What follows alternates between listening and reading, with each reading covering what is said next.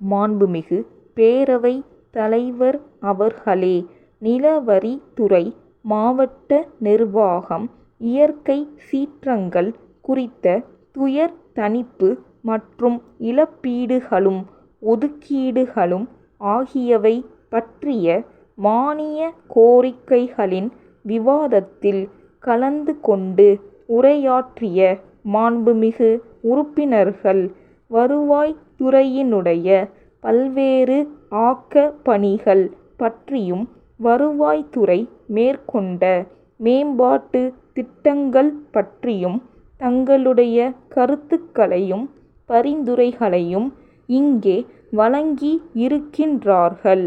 நமது நாடு விடுதலை பெறுவதற்கு முன்பு அரசுக்கு வருவாயை ஈட்டி தருகின்ற ஒரு பெரும் துறையாக இந்த வருவாய்த்துறைதான் இருந்தது. ஆகவேதான் அதற்கு வருவாய்த்துறை என்று பெயர் வைத்தார்கள். வருவாயை கவனிக்கின்ற அளவுக்கு அமைந்த தன்மையின் காரணமாகத்தான் மாவட்டத்தில் ஆட்சி செய்கின்றவரை மாவட்ட ஆட்சியர் என்று அழைத்தார்கள். ஆக, வருவாயை வசூலிப்பதிலே முனைந்து நிற்க வேண்டும் என்ற அடிப்படையில்தான் மாவட்டங்கள் அமைக்கப்பட்டன.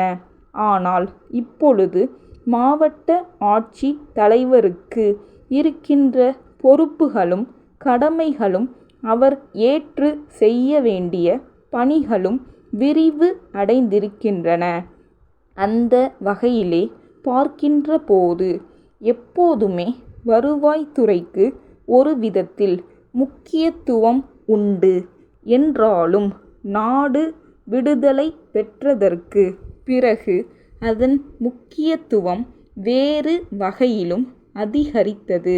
மற்ற எல்லா துறைகளையும் உடன் அழைத்து செல்லக்கூடிய ஒரு வகையிலும் எல்லா துறைகளுடைய கூட்டுறவையும் பெற வேண்டிய தன்மையிலும் சிற்றூர்கள் தோறும் பணியாற்ற வேண்டிய நிலைமையிலும் நமது மாவட்ட ஆட்சி தலைவர்கள் இருந்து கொண்டிருக்கிறார்கள் என்பதை நான் தெரிவித்துக் கொள்கிறேன். இன்றைக்கு எல்லா துறைகளுடைய பொறுப்பையும் ஏற்று ஒவ்வொரு மாவட்டத்திலும் நிகழ்கின்ற எல்லா நிகழ்ச்சிகளுக்கும் பொறுப்பேற்று அரசுக்கும் தலைமை செயலகத்துக்கும் பதில் சொல்ல வேண்டிய பொறுப்புடையவர்களாக மாவட்ட ஆட்சி தலைவர்கள் இருந்து கொண்டிருக்கிறார்கள்.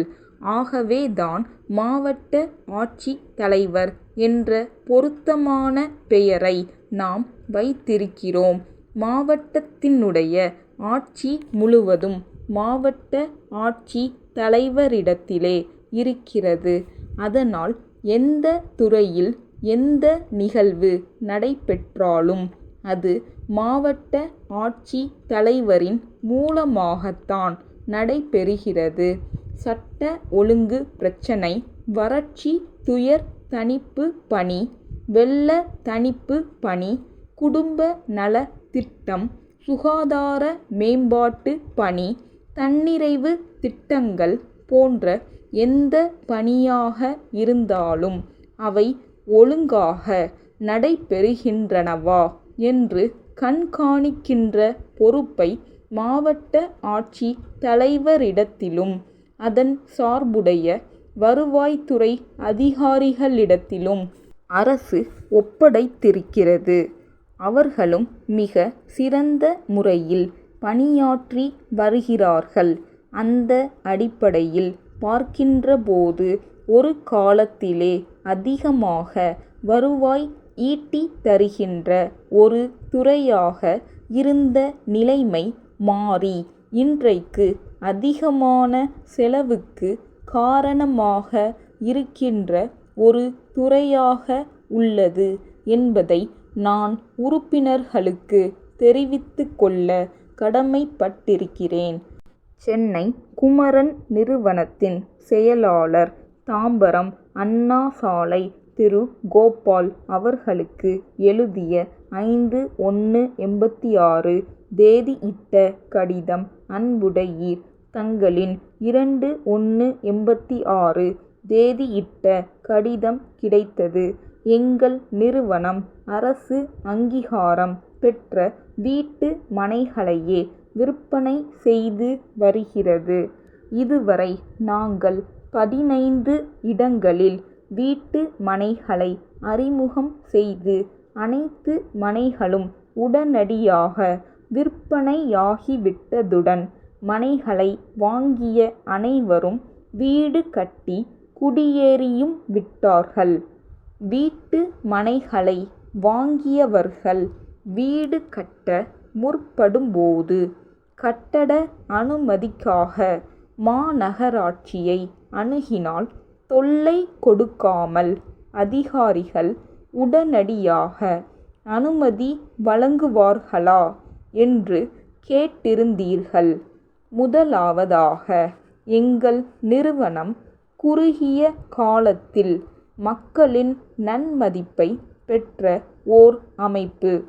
இரண்டாவதாக, நாங்கள் முறைப்படி அனைத்து விதிகளையும் நடைமுறைகளையும் பின்பற்றி வீட்டு மனைகளை வாங்கி விற்பனை செய்து வருவதால் இதுவரை எந்த தொல்லையும் எங்கள் வாடிக்கையாளர்களுக்கு ஏற்பட்டதில்லை. ஆதலால் தங்களுக்கும் எந்த விதமான சிரமமும் ஏற்படாது என்பதை உறுதி கூறுகிறோம். தங்கள் நம்பிக்கையுள்ள